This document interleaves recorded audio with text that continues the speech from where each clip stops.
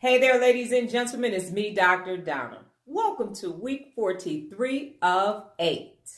Last week I read Napoleon Hill's A Year of Growing Rich.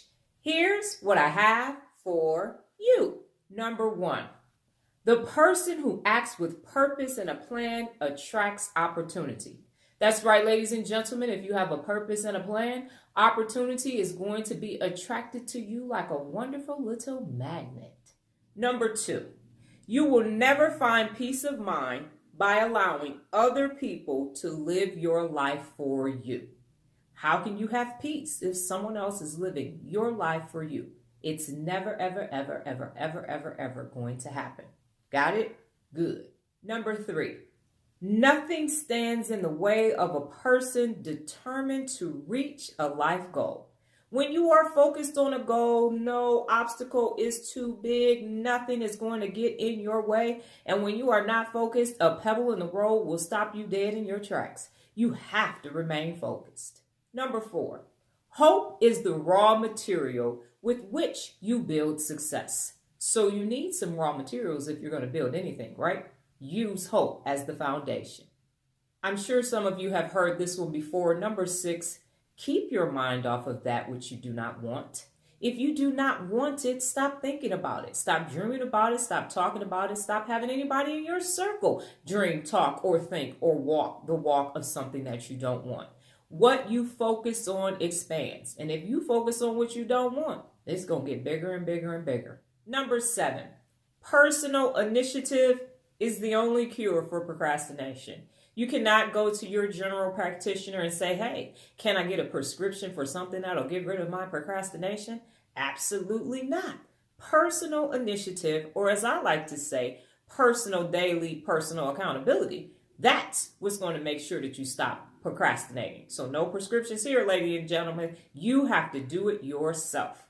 Got it? Good.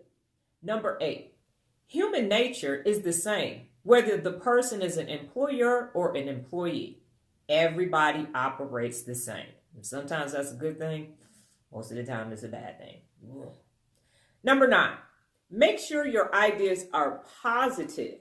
You can't climb to success by pushing other people down. You can't use them as steps. If you do, they're going to come back and get you. Guaranteed. Number 10, it is a fact that one of the surest ways to achieve your own success in life is by helping others attain theirs. Now, I've read a book several times and it's called Your Greatest Power, and it's greater than yourself is the principle in the book. And it means that when you have so much inside of you, you can give it away and you can still be great too. And that's what it's about. If you're going to be successful, you need to support others being successful too. Got it? Good. Number 11. The truly affluent person is the one who can afford to give themselves away, their energy and their time, so that it benefits others. The person who can't give away their time or their energy or any of their information, they are not affluent. They are not wealthy. They are definitely impoverished. And that's why they hoard all the information. They hoard all of everything that they have in their resources, because even mentally, they just don't feel like they have it to give. Be an affluent person and make sure that you give. It will come back to you in plenty, in drones. Number 12, humility is absolutely essential to the personality of you in order for you to achieve your success, no matter what your goal is. An egomaniac is always going to be searching for something and never, ever, ever quite accomplish the goal because their ego is in the way. When you are humble, success will come towards you. Number 13, sometimes humility turns defeat into a spiritual blessing. I always say first you get the lesson and then you get the blessing. And sometimes people think, oh my God, why is this horrible thing happening to me? This is so terrible, so terrible, so terrible. And then it humbles you and then the blessing shows up after that.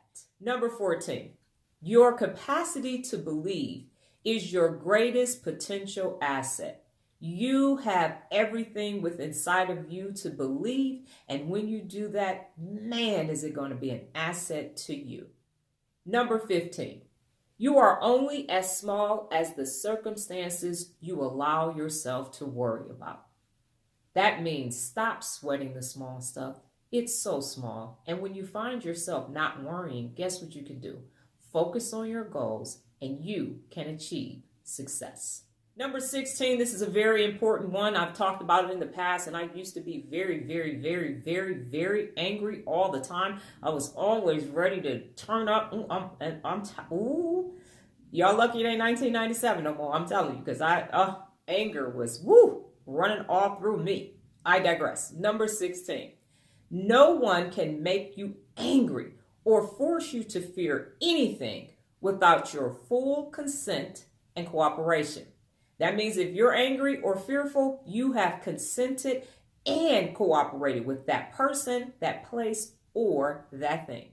Number 17, optimism is a matter of mental habit. You have to remain optimistic if you are going to be successful. No matter what is happening around you, in your mind, you need to remain optimistic. Number 18, a positive mind attracts opportunities for success.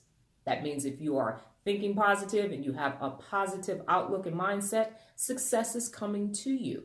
Hey, how you doing, positive mind? I'm success. I heard you was looking for me. Here I am.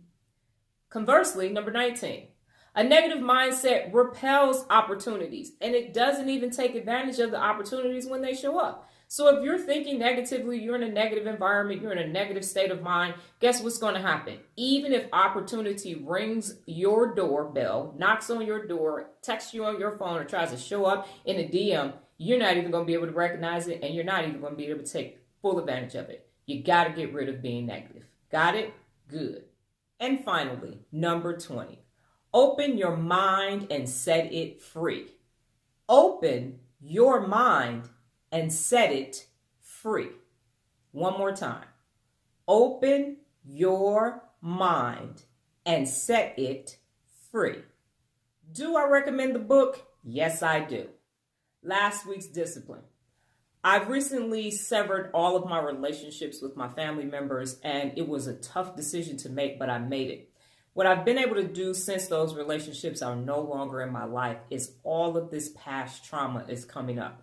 And I mean, ladies and gentlemen, there were some things I totally have forgotten about, and it was difficult to start dealing with it. But what happened was, as I started dealing with it, because there are no more toxic people in my life, I was able to actually process what actually took place. It's amazing when you are in toxic situations or traumatic situations, how you think things are actually happening versus how things are actually happening.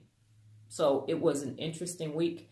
And I'm happy to say that now I can even talk about those things without feeling defeated like a victim or even crying or complaining. So it was definitely worth the severing of the relationships and allowing all of those things to come up. This week's book, The Bottom of the Pool. Well, that's my time, ladies and gentlemen. But before I get out of here, just remember the power of 8. Being disciplined and patient makes life great. Adios.